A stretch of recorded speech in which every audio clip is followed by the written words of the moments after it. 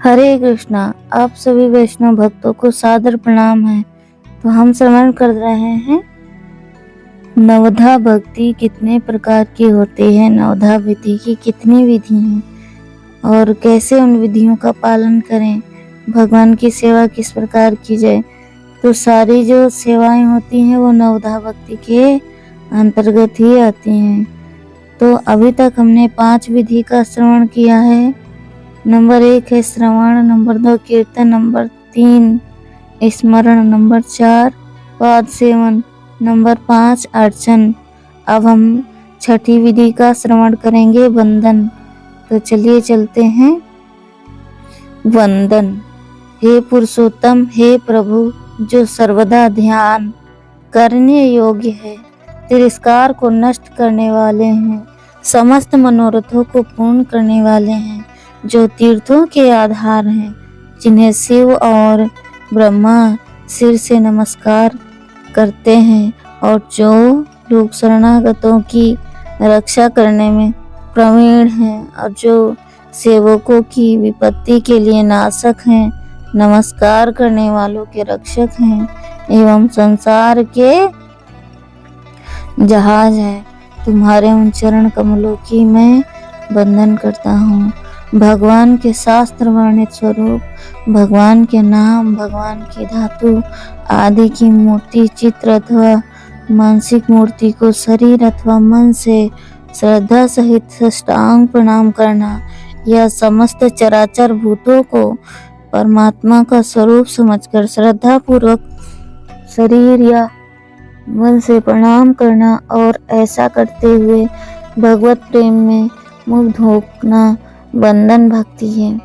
भगवान के मंदिर में जाकर श्रद्धा भक्ति पूर्वक भगवान की मूर्ति को साष्टांग प्रणाम करना, अथवा अपने अपने घरों में भगवान की प्रतिमा या चित्रपट को, भगवान के नाम को, भगवान के चरण और चरण पादुकाओं को, भगवान के तत्व रहस्य प्रेम प्रभाव और भगवान की मधुर लीलाओं का जिसमें वर्णन हो, ऐसे सत्य शास्त्रों और संपूर्ण चराचर जीवों को भगवान का स्वरूप समझकर, या उनके हृदय में भगवान को स्थित समझकर नियम पूर्वक श्रद्धा भक्ति सहित व्युद्गत भाव से प्रणाम करना वंदन भक्ति के प्रकार हैं। श्रीमद् भागवत में योगीश्वर कवि कहते हैं, श्रीमद् भागवत के 11वें स्कंद के 2 अध्याय के 49वें श्लोक में आकाश, वायु, अग्नि, जल, पृथ्वी, नक्षत्र, दिशाएं और वृक्ष, लता आदि एवं नदियां, समुद्र और संपूर्ण भूत प्राणी भगवान के शरीर हैं, अथवा भगवान का अनन्य भक्त यावन मात्र जगत को भगवत भाव से प्रणाम करें। भगवान को सर्वत्र और सब और समझकर किस प्रकार प्रणाम करना चाहिए, इसके लिए अर्जुन का उदाहरण है कि बड़ा सुंदर ही उदाहरण है। अर्जुन भगवान को नमस्कार करते हुए कहते हैं कि श्रीमद् भगवद गीता के 11वें अध्याय के 40वें श्लोक में कहते हैं, हे अनंत सामर्थ्य वाले, आपके लिए आगे से और पीछे से नमस्कार है। सर्व आत्मन, आपके लिए सब ओर से ही नमस्कार है, क्योंकि अनंत पराक्रम शक्तिशाली और सब संसार को व्याप्त किए हुए हैं, इसमें सब आप ही सर्वस्वरूप हैं। श्री तुलसीदास जी महाराज समस्त जगत को सिया राम में देखकर प्रणाम करते हैं। सिया राम माया सब जग जानी, करऊं प्रणाम जोरी जुग पानी। सिया राम माया सब जग जानी, करऊं प्रणाम जोरी जुग पानी श्री राम जय राम, जय जय राम श्री राम, जय राम जय जय राम। भगवान में अनन्य प्रेम होकर भगवान को प्राप्त करना इस भक्ति का उद्देश्य है। भगवान के प्यारे प्रेमी भक्तों का संग और सेवन करके उनके द्वारा भगवान की बंधन भक्ति रहस्य प्रभाव और तत्व समझने से इस बंधन भक्ति की प्राप्ति होती है। भगवान के रहस्य को समझकर उन्हें प्रणाम करने वाले सब दुखों से छूट जाता है। मनुस्मृति के वचन है, ना वासुदेव परमस्ति मंगलम, ना वासुदेव अत्परस्ति पावनम, ना वासुदेव परस्ति देवतम, तम वासुदेवम प्रणमनम सीदति। भगवान वासुदेव अधिक और कुछ मंगलमय नहीं है, वासुदेव से अधिक और कुछ पावन नहीं है, एवं वासुदेव से श्रेष्ठ और कोई आराध्य देवता नहीं है, एवं वासुदेव को नमस्कार करने वाला कभी भी दुखी नहीं होता है। तो भगवान वासुदेव को हमें प्रणाम करना चाहिए अगर दुखों से बचना है तो।